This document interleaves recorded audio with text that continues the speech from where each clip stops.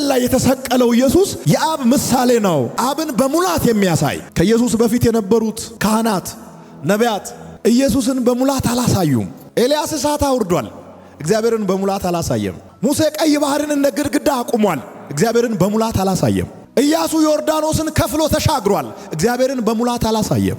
ዋው የሚያስብሉ አስደናቂ ሚራክሎችን የሰሩ ነቢያቶች ነበሩ፣ እግዚአብሔርን በሙላት አላሳዩም። ለምን? ሙሉ ስላልነበሩ። የመጽሐፍ ቅዱስ ክፍል አንደኛ ቆሮንቶስ ምዕራፍ 1 ቁጥር 18 ያለውን ክፍል አብረን እንመለከታለን። የመስቀሉ ቃል ለሚጠፉት ሞኝነት፣ ለእኛ ለምድን ግን የእግዚአብሔር ኃይል ነውና። የጥበበኞችን ጥበብ አጠፋለሁ፣ የአስተዋዮችንም ማስተዋል እጥላለሁ ተብሎ ተጽፏልና። ጥበበኛ የታለ? ጻፊስ የታለ? የዚች ዓለም መርማሪስ የታለ?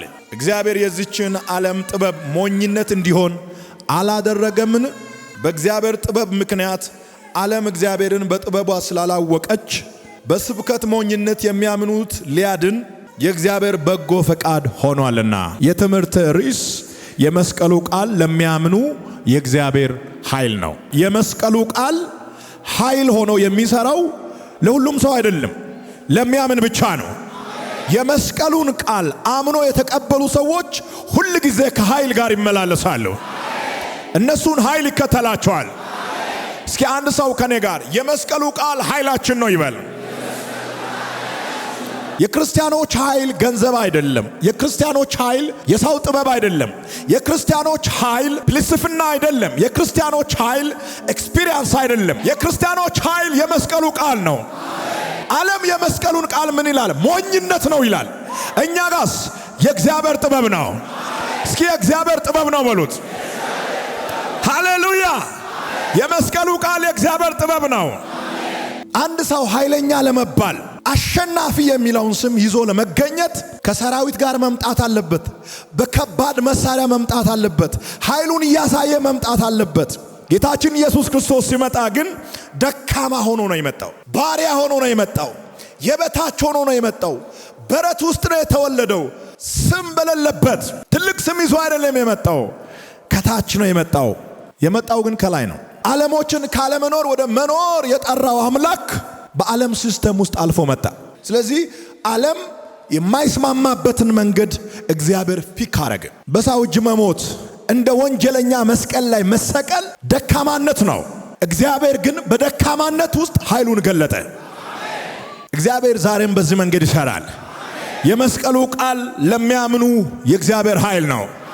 የመስቀሉ ኃይል የሚሰራው፣ የመስቀሉ ኃይል የሚያድነው፣ የመስቀሉ ኃይል የሚያስመልጠው፣ የመስቀሉ ኃይል ጉልበት የሚሆነው ስታምኑ ብቻ ነው። በማያምኑት ላይ የመስቀሉ ቃል አይሰራም።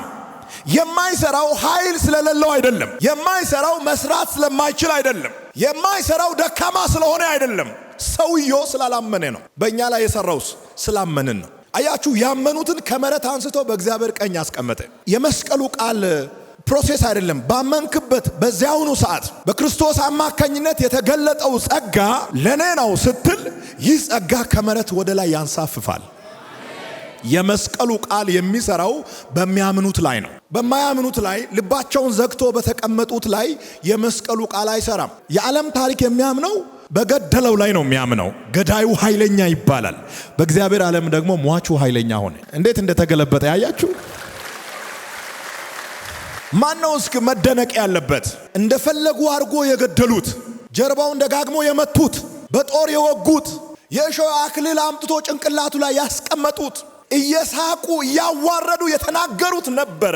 በዓለም ሲስተም ከሆነ ጀግና መባል የነበረበት። የእግዚአብሔር ዓለም ግን ገዳዮችን ደካማ ብሎ ሟቹን ኃይለኛ አለ። እኛ በገደሉት ሳይሆን በሞተው እናምናለን። የገደለ ኃይለኛ አይደለም፣ የሞተ ነው ኃይለኛ። የሞተው ለኔ ስለሆነ ሞቶ ስላልቀረ ገዳዮች ሞቱ፣ መቃብር ውስጥ ቀሩ። እነሱ የገደሉት ኢየሱስ ግን ከመቃብር ውስጥ ወጣ። ሃሌሉያ! አንድ ሰው ከኔ ጋር ኢየሱስ ኃይለኛ ነው ይበል። የመስቀሉ ቃል ቃል ብቻ አይደለም። የመስቀሉ ቃል አካል አለው። የመስቀሉ ቃል ይንቀሳቀሳል። የመስቀሉ ቃል መልክ አለው። ድምፅ ብቻ አይደለም።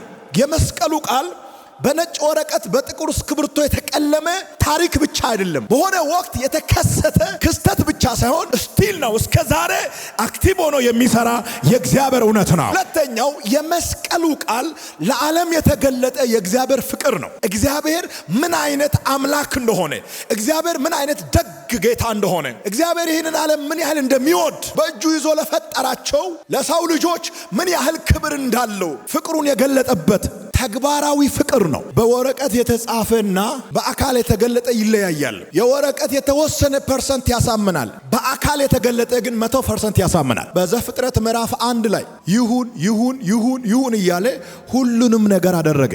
ብርሃን ይሁን አለ፣ ብርሃንም ሆነ። በዚህ ሁሉ ውስጥ ግን እግዚአብሔር የሰውን ልጅ እጁን ዘርግቶ ከጭቃ አበጀ። የራሱን እስትንፋስ ምን አለ አለበት። ለሰው ልጅ እግዚአብሔር የሚሰጠው ቦታ በጣም ስፔሻል ነው። የሞተው እኮ በእግዚአብሔር ሰፈር የሚኖር የሆነ ግለሰብ አይደለም። ራሱ እግዚአብሔር እኮ ነው የሞተው። መጀመሪያ ከእግዚአብሔር ጋር የነበረ ቃል የነበረ ስጋ ለብሶ ወደ ምድር የመጣ እሱ እግዚአብሔር ነው። አንዳንዱ ለማበላለጥ እግዚአብሔር አብ ሲባል ትልቅ አድርጎ ያየና ልጁ ኢየሱስ ክርስቶስ ሲባል መለስ ያለ። ኢየሱስ ፈጣሪ ነው። ፈጣሪ ደግሞ ከፈጣሪ ሊያንስ አይችልም። ፈጣሪ ፈጣሪ ነው። እግዚአብሔር ምንድን ነው? ፈጣሪ ነው። ኢየሱስስ ፈጣሪ ነው። እኔና አብ ንገሩኝ፣ እኔና አብ አንድ ነን። እኔን ያየ አብን አይቷል። መስቀል ላይ የተሰቀለው ኢየሱስ የአብ መልክ ነው፣ የአብ ምሳሌ ነው። አብን በሙላት የሚያሳይ ከኢየሱስ በፊት የነበሩት ካህናት፣ ነቢያት፣ ተረኛ የነበሩ አገልጋዮች በአጠቃላይ ኢየሱስን በሙላት አላሳዩም። ኤልያስ እሳት አውርዷል፣ እግዚአብሔርን በሙላት አላሳየም። ሙሴ ቀይ ባህርን እንደ ግድግዳ አቁሟል፣ እግዚአብሔርን በሙላት አላሳየም። ኢያሱ ዮርዳኖስን ከፍሎ ተሻግሯል፣ እግዚአብሔርን በሙላት አላሳየም። ዋው የሚያስብሉ አስደናቂ ሚራክሎችን የሰሩ ነቢያቶች ነበሩ፣ እግዚአብሔርን በሙላት አላሳዩም። ለምን? ሙሉ ስላልነበሩ። ሙሉ ሰው ይጠበቅ ነበር። የብሉይ ኪዳን ዘመን ነቢያት በአጠቃላይ እጃቸውን እንደዚህ እያደረጉ ይተነብዩ ነበር። መሲህ ይመጣል በሙላት እግዚአብሔርን የሚያሳይ። እኛ ጋር ዝም ብሎ ጭላንጭል ይታያል። እሱ ሲመጣ ወገግ ይላል። እሱ ሲመጣ መጋረጃው ይቀደዳል። እሱ ሲመጣ ከመጋረጃ ጀርባ ሆኖ ድምፁን የሚሰሙትን እግዚአብሔርን ፊት ለፊት ታያላችሁ። የእግዚአብሔር ሙላት ያለው በልጁ በኢየሱስ ክርስቶስ ውስጥ ነው። እግዚአብሔር ሁሉንም ነገር ጠቅልሎ ያስቀመጠው በማን ውስጥ ነው? በኢየሱስ ክርስቶስ ውስጥ ነው። ወይ በለፍት ወይ በራይት ሄደ እግዚአብሔርን የምትጠይቀው ነገር የለም። እግዚአብሔር ሁሉንም ነገር በኢየሱስ ላይ አድርጓል። መንግሥተ ሰማያት መግቢያ መክፈቻም ጭምር ቁልፉ ያለው በማን እጅ ነው? በኢየሱስ እጅ ላይ። እሱ ካልከፈተ ማንም አይገባም። የንስሐ አባት አይከፍትም። ሲኒየር ፓስተር አይከፍትም። ገብርኤል አይከፍትም። ሚካኤል አይከፍትም። ማርያም ራሱ በር ላይ ቆማ ተጠብቃለች። እሱ ነው የሚከፍተው። አንድ ሰው ነው ቁልፉ ያለው። የቤተሰብ መግቢያ የለም። የኢየሱስ ወንድሞች፣ የኢየሱስ እናት፣ የኢየሱስ አብሮ አደጎች በዚህ ይገባሉ። ከዛ ደግሞ የእሱ ከተማ ነዋሪዎች በዚህ ይገባሉ። ከዛ ከሩቅ የመጡት በዚህ ይገባሉ። የተለያየ በር የለም። በሩ አንድ ነው። በረኛውም አንድ ነው። አስገቢው አንድ ነው። ቁልፉ አንድ ነው። መንገዱ አንድ ነው። እውነቱ አንድ ነው። ሕይወት አንድ ነው። እሱም ኢየሱስ ክርስቶስ ነው። ይህ ሁሉ ደግሞ ወዴት ይወስዳል? ወደ መስቀሉ ቃል ይወስዳል። ለሚያምኑት ወደሚለው ይወስዳል። መጽሐፍ ቅዱስ ሲናገር የእግዚአብሔር ኃይል ለማዳን ነውና 24 አወር 24 ሰዓት ሙሉ የእግዚአብሔር ኃይል በምድር ላይ ይንቀሳቀሳል። ለምን? ለማዳን። የሚያድነውን እየፈለገ ለመዳን ዓላማ ያለውን ሰው እየፈለገ መዳን ያለበትን ሰው ለማዳን የእግዚአብሔር ኃይል በምድር ላይ ይዞራል። አግኝቶ በጉልበት እጅህን እንደዚህ አድርጎ አያድንም። እጅን ስትሰጥ ግን ያድናል። አምኛለሁ። ኃይል አለ። ጌታ ነህ። የዓለም አዳኝ ነህ። የዓለም ንጉሥ ነህ። የዓለም ቤዛ ነህ። ያንተ ደም ንጹህ ነው። በፈሰሰው ደም አምናለሁ፣ በአንተ አምናለሁ ስትል ያ የእግዚአብሔር ኃይል አውቶማቲካሊ ያድናል። እስኪ አንድ ሰው አሜን በል። የመስቀሉ ቃል ያድናል። የመስቀሉ ቃል የእግዚአብሔር ፍቅር በተግባር የተገለጠበት ከፍተኛ ማስረጃ ነው። ክርስቶስ ኢየሱስ በመስቀል ላይ ከሰራው ሥራ የሚበልጥ ማስረጃ ሊኖር አይችልም። ተአምራት ከዚህ በላይ ማስረጃ አይሆንም። ሽባ ቢተረተር፣ አጋንንት ጮሆ ቢወጣ፣ በቃሬዛ የመጣ ሰው በእግሩ እየተራመደ ቢወጣ እግዚአብሔር አምላክ በመስቀል ላይ ከገለጠው ፍቅር በላይ የኢየሱስን አዳኝነት ሊገልጥና ሊመሰክር የሚችል ሌላ ነገር የለም። ትልቁ ማስረጃ የመስቀሉ ቃል ነው። ከዚህ ውጭ ያለው ማስረጃ በሙሉ ከመስቀሉ ቃል በታች ነው። የመስቀሉ ቃል እግዚአብሔር አምላክ በዓለም ላይ የራሱን ፍቅር የገለጠበት፣ እግዚአብሔር የራሱን መልካምነት ለሰው ልጆች የገለጠበት የመጨረሻ ማስረጃ ነው። ከመስቀሉ ቃል በኋላ ሌላ ማስረጃ የምትፈልጉ ከሆነ በጣም ተሳስታችኋል። የመስቀሉ ቃል የመጨረሻ ማስረጃ ነው። አጠገብ ያለው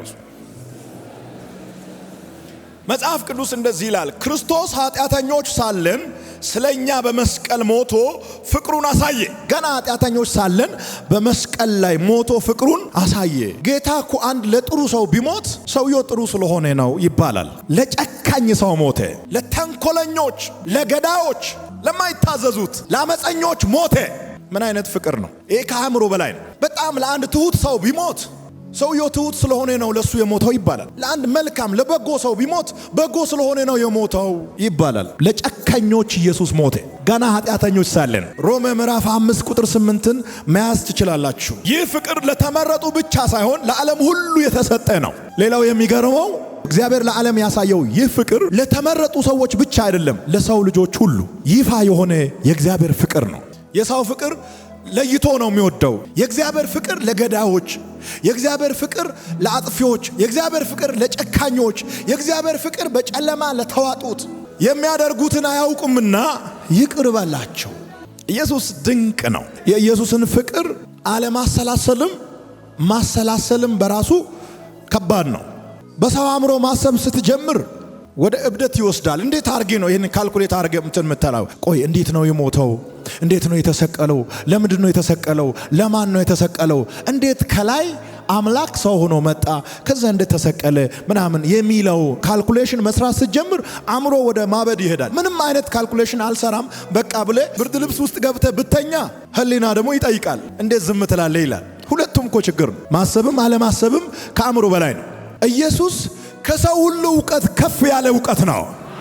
ስሙ ለዘላለም የተመሰገነ ይሁን። አናስብም ስንል ውስጣችን ይጠይቃል። የሚነካ እውነት ነው። የዳንንበት የቀመስንበት ውስጣችን የገባ እንደ ልብስ የለበስ ነው። በወገባችን የታጠቅ ነው። የምንተነፍሰው ሁሉ እኮ በጸጋ ነው። እኔ የምተነፍሰው በጸጋ ነው። ጠዋት ተነስቼ እዚህ የመጣሁት መኪና ስላለ አይደለም፣ ጸጋው አግዞኝ ነው። እዚህ ቆሜ ስሰብክ ጸጋው አግዞኝ ነው። ደካማውን ሰው ጸጋ እንደ ብረት ምሰሶ ያቆማል። በጸጋ እየኖርክ ስለ ጸጋ ሰርፕራይዝ አለመሆን አይቻልም። በጸጋ እየወጣና እየገባ ስለ ጸጋ ካልኩሌት አለማድረግ አይቻልም። የእግዚአብሔር ጸጋ ሁሉን የያዘ ሀብት ነው። እግዚአብሔር በጸጋው የባረካችሁ እንኳን ደስ ያላችሁ። እግዚአብሔር ዓለምን እንዲሁ ስለወደደ አንድ ልጁን ሰጠ። እንዲሁ ስለወደደ። አሁን እኛ አንዳንድ ጊዜ ፐርፌክት ስለሆነ የተወደደን ይመስለናል። እግዚአብሔር የወደደን ራሱ ፍቅር ስለሆነ ነው። እኛ ጋር ጥሩ ነገር ስላለን አይደለም። ፊት ለፊት ያለውን ቦታ የሰጠን፣ የአገልግሎት ሜዳ የሰጠን፣ ከራሱ ጋር ለዘላለም የመኖር እድል የሰጠን ጥሩዎች ስለሆነን አይደለም። መነሻ ከሌለው ፍቅር ተነስቶ ነው። የእግዚአብሔር ፍቅር መነሻ የለውም። በላጠገብ ያለው በሰው አይን መስቀል ደካማና እፍረት ቢመስልም በእግዚአብሔር አይን የሚያድን ኃይልና የሚያስታርቅ ፍቅር ነው። የመስቀሉ ሥራ በሁለት ይታያል። እግዚአብሔር የመስቀሉን ሥራ የሚያይበት አንግል አለ ወይም እይታ አለ። ዓለም ደግሞ የመስቀሉን ሥራ የሚያይበት እይታ አለ። ክርስቶስ ኢየሱስ በመስቀል ላይ የፈጸመው ጀብድ በእግዚአብሔር እይታ የእርቅ ስፍራ ነው። የክብር መነሻ ነው። ኃይል የተገለጠበት የዓለምን ታሪክ የቀየረ ልዩ ቦታ ነው። በዓለም እይታ ደግሞ ሰው የተዋረደበት፣ ሰው የሞተበት፣ ምን ያህል ሰው ደካማ እንደሆነ የታየበት፣ ሰው ራቁቱን የቆመበት፣ የሰው ገበና የተገለጠበት ተራ ቦታ ነው። ስለዚህ ዓለም ምን ይላል? ሰው የተዋረደበት ስፍራ ነው ይላል። መስቀል ሲባል ሰው የተዋረደበት፣ መስቀል ሲባል ሰው የሞተበት፣ መስቀል ሲባል የደካማ ሰዎች ሰፈር ይላል። የእግዚአብሔር ዓለም ደግሞ የኃይለኞች መንደር ይላል። ከዛሬ 2000 ዓመት በፊት ክርስቶስ ኢየሱስ መስቀል ላይ ባይወጣ ኖሮ እዚህ አንገኝም፣ ማናችም አንገኝም። እዚህ እንድንገኝ ያደረገን እዚህ ብቻ አይደለም፣ በእግዚአብሔር ቀኝ እንድንገኝ ያደረገን የመስቀሉ ሥራ ነው። አንደኛ ቆሮንቶስ ምዕራፍ 1 ቁጥር 18ን መዝግባችሁ ያዙ። ስለዚህ የመስቀሉ ቃል ፍርሃትን የሚያስወግድ ኃጢአትን የሚያሸንፍ ለሰው ሁሉ የተከፈተ የሕይወት መንገድ መሆኑን ይመሰክራል። የምትፈሩ ሰዎች ካላችሁ ዛሬ ጠዋት ላደፋፍራችሁ ፈልጋለሁ። የጠላትን ድምፅ ሰምታችሁ የፈራችሁ ደካማ ነህ፣ ኃጢአተኛ ነህ፣ ወድቀሃል፣ ስተሃል እያለ ሰይጣን የሚያስጨንቃችሁ ሰዎች አንድ መልእክት አለኝ። ጠበቃ አላችሁ፣ ጠበቃ አለሽ። ጠበቃው ያለው እዚህ የሆነ ቢሮ ውስጥ ሳይሆን በእግዚአብሔር ቀኝ ነው። እስኪ አንድ ሰው ጠበቃ አለኝ በል። እንደዚህ በልና ጠላት ሆይ ዞር በልልኝ አንዴ። አዎ ጠበቃ አለኝ። አታናግረኝ፣ እኔ ጠበቃ አለኝ። የእናንተን ስራ ለመስራት የተቀመጠ አንድ ጠበቃ አለ። ክፍያ የማይፈልግ የራሱን ደም የከፈለ 24 ሰዓት የነን ጉዳይ የሚሰራ በአብ ቀኝ አለ እሱ። እስኪ አንድ ሰው አሜን ይበል። በእግራችሁ ተነስታችሁ ከኔ ጋር አሜን አሜን። እኔ ጠበቃ አለኝ። ጠላቴ ስማ፣ እኔ ጠበቃ አለኝ። ሰይጣን ውሸታም ብቻ አይደለም፣ የውሸት አባት ነው። ውሸትን የወለደው እሱ ነው። ሉሲፈር የውሸት አባት ነው። ደሞ እኮ አንተ የምታውቀውን ነገር አምጥቶ እንደ አዲስ ያወራል። ትናንት እኮ ጠጥተሃል ይላል። የሆነ ሰው ጠጥቷል ብሎ ቢያወራ ጥሩ አይደለ? ከዛ አንቺም እንደሞ ከሱ ስትሰሚ ሰርፕራይዝ ነው። ጠጥቻለሁ እንዴ? መቀባባት ይችላል፣ ማስደንገጥ ይችላል፣ የሰውን አቴንሽን መያዝ ይችላል። በጣም ጮለ ስለሆነ ሰይጣን መጥቶ ሲያወራ አቦነ ቢዚ ነኝ፣ ሂድና ጠበቃውን አናገር። አው ደካማ ነኝ። የእግዚአብሔር ቃል እንደዚህ ይላል፣ ልጆች ሆይ ኃጢአትን አታድርጉ ይልና 4 ነጥብ ያስቀምጣል። መስራት ኃጢአት ማድረግ አይፈቀድም፣ ክልክል ነው፣ ቀይ ምልክት ነው፣ ቀይ መስመር ነው። ከዛ በኋላ ግን ምን እንደምንሆን ስለሚያውቅ ከ4 ነጥብ በኋላ ሌላ ሐሳብ ይጀምራል። ብታደርጉ ግን በአብ ዘንድ ጠበቃ አላችሁ። ኢየሱስ ይከራከርልሃል። አዎ ሰው ማይከራከርላችሁ ሰዎች አትጨነቁ። ጌታ ኢየሱስ ይከራከርልሃል። እሱ ደሙን አፍስሶልሃል። ኢየሱስ ይከራከርልሃል። ኢየሱስ ይከራከርልሻል። ኢየሱስ ያድንሻል። በደሙ ጠብታ ያዳነሽ፣ በገዛ ደሙ የዋጀሽ የናዝረቱ ኢየሱስ ይከራከርልሻል። እስኪ አንድ ሰው ኢየሱስ ይከራከርልኛል ይበል። ለወደቀው ሰው መልእክቱ ምንድን ነው? ትነሳለህ ነው። የወደቀውን ሰው ወድቃል፣ አንተ ሰው ከዚህ በኋላ እዚህ ሰፈር እንዳትደርስ አይባልም። የወደቀው ሰው ላይ እኔ መልእክት አለኝ፣ ትነሳለህ። እንደውም የሚገርም ፍጥነት ይዘህ ትነሳለህ። የደከመ ሰው ካለ እግዚአብሔር እንደ ንስር ኃይልን ያድሳል። የጠፋ ሰው ካለ የናዝረቱ ኢየሱስ በራሱ ብርሃን ፈልጎ ያገኛል። እስኪ አንድ ሰው ጮኸ አሜን ይበል።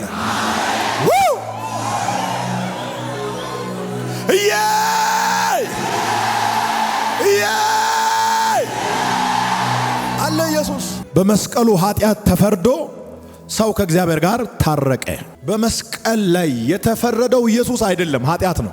በመስቀል ላይ የተፈረደው እዩ አይደለም፣ ኃጢአት ነው። በመስቀል ላይ የተፈረደው የዘመናት ጥቁር ታሪክ ነው። ተፈረደ። የፍርድ ስፍራ ነው። እግዚአብሔር ፍትህን የገለጠበት፣ ፍቅሩን ያሳየበት፣ ለሰው ልጆች ያለውን አክብሮት፣ ለሰው ልጆች ያለውን መልካሙን ልብ በተግባር ያሳየበት የፍትህ አደባባይ ነው መስቀል። ኃጢአት ተፈረደ።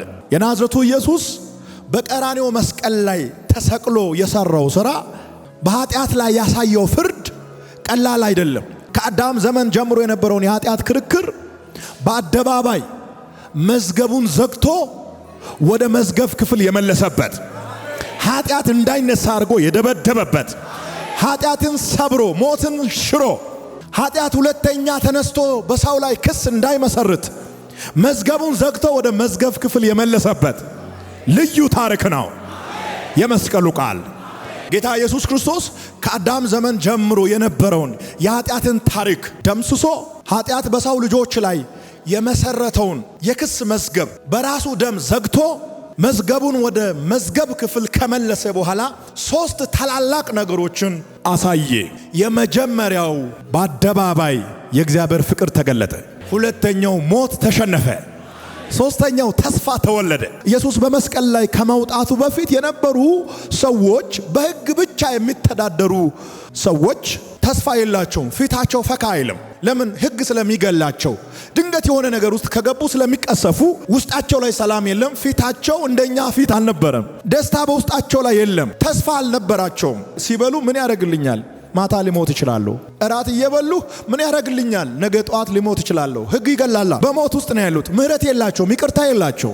ኢየሱስ ከሞተ በኋላ ግን እኛ ተስፋ ተወለደ። 39,000 ጊዜ ብትወርቅ ለመነሳት ታስባለህ። ትወርቃለህ፣ ትነሳለህ፣ ትወርቃለህ፣ ትነሳለህ። በፊት ግን ወርቀ መነሳት የለም፣ እዛው ነው የምትቀበረው። ኃጢአት ይፈርዳል። በቃ ኬዝ ክሎዝ። አሁን ግን ተስፋ አለን። የመጀመሪያው ፍቅር በተግባር ተገለጠ፣ ሞት ተሸነፈ። ሶስተኛው ተስፋ ተወለደ። የናዝሬቱ ኢየሱስ ጌታ ነው። ስለዚህ የመስቀሉ ቃል የቃል መልእክት ብቻ ሳይሆን የሕይወት አቅጣጫ ነው። ክርስቲያኖች በትህትና በመስዋዕትነትና በፍቅር ሲኖሩ ይህንን እውነት ለዓለም ይመሰክራሉ። የመስቀሉ ቃል ታሪካዊ ክስተት ብቻ ሳይሆን ዛሬም ሕይወትን የሚቀይር ኃይል ነው። በመስቀል ላይ ክርስቶስ ኃጢአትን ወስዶ ሰላምን ሰጠን እና ከእግዚአብሔር ጋር አስታረቀን። ሁለተኛ ቆሮንቶስ ምዕራፍ 5 ቁጥር 18 እስከ 19 ይህ ፍቅር ሰውን ከፍርሃት ወደ ድፍረት፣ ከብርታት ወደ ተስፋ፣ ከኃጢአት ወደ ቅድስና ይመራዋል። መስቀሉ የመዳን መንገድ ብቻ አይገልጥም፣ እኛንም መስቀላችንን ተሸክመን በፍቅርና በመታዘዝ ክርስቶስን እንድንከተል ዘንድ ይጠራናል። ሉቃስ ምዕራፍ 9 ቁጥር 23ን ተመልከቱ። ስለዚህ ለዓለም የተገለጠው የመስቀሉ ፍቅር የምንሰብከው ቃል ብቻ ሳይሆን በሕይወታችን የምንኖረው እውነት መሆኑ ይገባል። የጥበበኞችን ጥበብ አጠፋለሁ፣ የአስተዋዮችንም ማስተዋል እጥላለሁ። እግዚአብሔር ሰው አእምሮ የሚታመንበትን መሰረት ለመናቅ ሳይሆን ከእርሱ የራቀ ጥበብ እውነተኛ ሕይወት ሊሰጥ እንደማይችል ለማሳየት ነው። ሰው በእውቀቱ በፍልስፍና ወይም በሃይማኖታዊ ተግባሩ መዳንን ሲፈልግ ብዙ ጊዜ ወደ ትዕቢት ይመራል። ነገር ግን እግዚአብሔር መዳንን በመስቀል በመግለጥ ሰው ሁሉ በእምነት ብቻ እንዲቀበለው አደረገ። መስቀሉ ለዓለም ድካምና መሸነፍ ይመስላል። በእውነት ግን የኃጢአትን ኃይል የሚሰብር ሰውን ከሞት ወደ ሕይወት የሚያሻግር የእግዚአብሔር ኃይል ነው። ስለዚህ ክርስቲያን የሚመካው በራሱ ጥበብ ሳይሆን በመስቀሉ ላይ በተገለጠው ፍቅርና ጸጋ መሆን አለበት። ይህም እውነተኛ ጥበብ እግዚአብሔርን በትህትና መታመን መሆኑን ያስረዳል። እግዚአብሔር በቴክኒክ ሰው እንዳያደርግ የሰውን ጥበብ ዜሮ አደረገ። እንደዚህ አድርጌ ነው፣ በሃይማኖታዊ ስርዓት ነው፣ ድንጋይ ተሸክሜ ነው፣ ተራራ ወጥቼ ነው፣ 120 ቀን ጸልዬ ነው፣ 40 ቀን ጾሜ ነው፣ እንደዚህ ሆኜ ነው ብሎ ሰው ምክንያት እንዳያቀርብ በእምነት ብቻ እንዲሆን አደረገ። ከሆነ ነገር ጋር እንዳታገናኝ ነው። ባይዘዋይ እንደዚህ ሆኜ ነው፣ እንደዚህ ሆኜ ነው ምናምን እንደዚህ ብለህ የምታገኘው መዳን የለም። እንደዚህ ደክመ ላብ በላብ ሆነ የምታገኘው መዳን የለም። ከዳንክ በኋላ ግን ላብ በላብ ትሆናለህ። ለምን? ለዳንክበት እውነት እሱን ለማስቀጠል፣ በሱ ለመቆም፣ እሱን ለመተባበር በደስታ ነው። ደግሞ ያንንም ከኋላ እኮ ጠመንጃ ስላለ አይደለም። እኔ አሁን ኢየሱስን የምወደው ይገለኛል ብዬ ስለምፈራ አይደለም፣ አያሳድረኝም ብዬ አይደለም፣ ስለምወደው ነው። አለመውደድ አይቻልማ። በሱ ላይ ጀርባ መስጠት አልችልም። ፍቅር ነው። ፍቅር ሰጠኝ። አለመውደድ አይቻልም። አንዳንድ ሰዎች አምላካቸው ስለሚገላቸው ነው የሚወዱት። ካልወደዱ ካላከበሩ ይገላቸዋል። እኛ ኢየሱስን የምንወደው ለመዳን አይደለም፣ ስላዳነን ነው። ስለምትወደው አይደለም ኢየሱስ የሚያድነው።